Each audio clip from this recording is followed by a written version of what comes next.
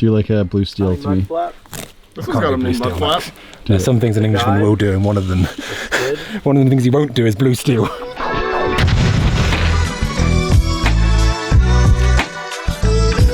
38. Mountain biking is excellent.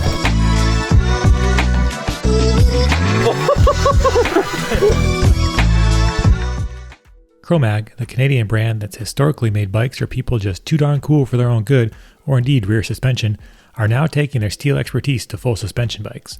The Lowdown is very much in keeping with the brand's ethos. It offers a mix of no-nonsense clean lines and an uncomplicated design that might even persuade the most determined of hardcore hardtail riders that riding bikes and not having your fillings rattled loose don't have to be mutually exclusive prospects. In many ways, the Chromag Lowdown is the most normal bike we have on test. It's horse link with steel and aluminum tubes, and it's a full 29er, which helps with all the small bump and big bump chatter you might encounter on trail. Yeah, Chromag are making more inroads into these full suspension bikes in recent years, and this is sort of the start of the Lowdown lineage.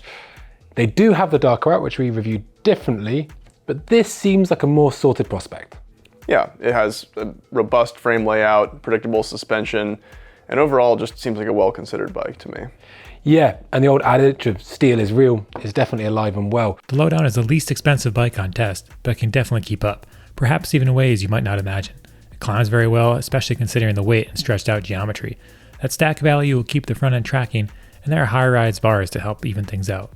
Although this bike does have a 490mm reach, which is long for our testers who can all happily ride size larges, this bike didn't feel as outlandish as its reach figures would suggest. When climbing, I really liked its characteristic over rougher terrain and found that you could put power down even when you're motoring over some chunky stuff. Yeah, it offered a lot of grip, but it definitely, to my mind at least, felt a little bit lethargic compared to something like the sporty Ibis. I mean, it's a heavy bike, plus it's a full 29er, which is nice over rougher terrain, but compared to the smaller rear wheel, takes a bit more to spin up. The Chromag feels more Cadillac than kit car, but anyone looking to buy this style of bike is probably more interested in how it descends. A steel, 38-pound bike, the second heaviest on test, is never going to be a fleet-footed trail bike. So does it do enough while descending to make up for being a slightly portly proposition? This Lowdown bike from Chromag, it doesn't have an idler. It's not made of carbon fiber that can form and bend and do whatever you need, but my God, does this thing track at speed through rough stuff. We were blown away by its comfort. It's true. It's a super comfortable chassis with a very comfortable spec choice, though we found that in really hard corners and over certain terrain, it was almost too flexy. Yeah, totally. It does have that steel front triangle, but it also does have some key components in the stays made of aluminium to give it a bit more stiffness. One other thing that was definitely worth noting is, although this bike again is kind of bucking the trend with a smaller shock, although still very adequate, the damping was really quite excellent. That's true. And then one note to touch on with the descending was the geometry. The geo of the Darko is pretty extreme. We're testing a medium large here compared to larges on a lot of the other bikes.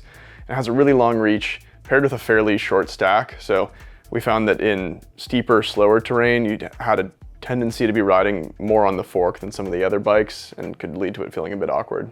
I think one thing you do need to give it credit for though is on the slightly higher speed, steep tech, it really did track very well. You know, this compared to something like the Pole was night and day in terms of its comfort and tracking.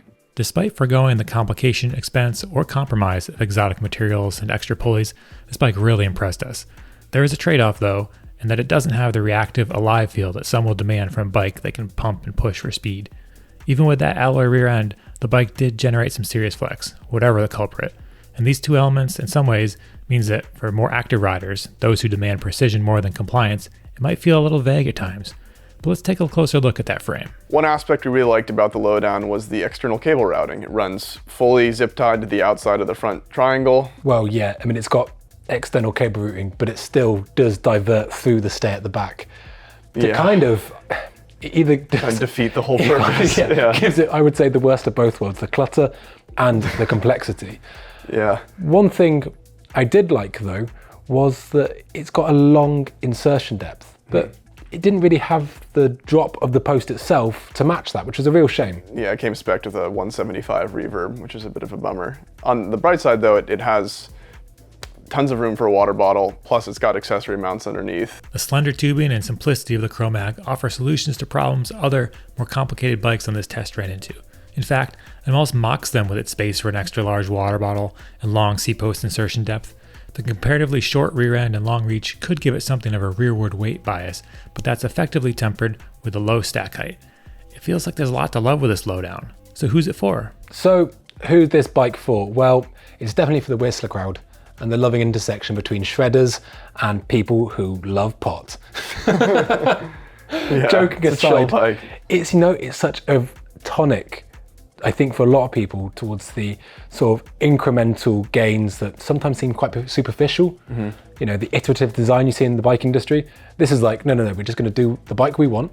Yep. It's going to be steel, it's going to have these traits, and it's not going to be for everyone. And that's absolutely fine. Yeah. But for the people that will like it, they're probably going to love it. Yeah, I dug it. I think some people who want like a really racy, sharp feeling bike will probably want to look elsewhere. But for a lot of people who are just looking for something reliable and simple, the Lowdown is a pretty good option. So a refreshing take, even if it uses what some might consider more traditional elements. What are its pros and cons? Pros of the Chromag Lowdown. First off, the winner of the inaugural Pinkbike Hill Bomb. Ooh, 38, fast guy. It's comfortable at speed. It tracks really well because of the like compliance and general muted feel, and it has good geometry. It's a little extreme, especially in the reach number, but it feels balanced.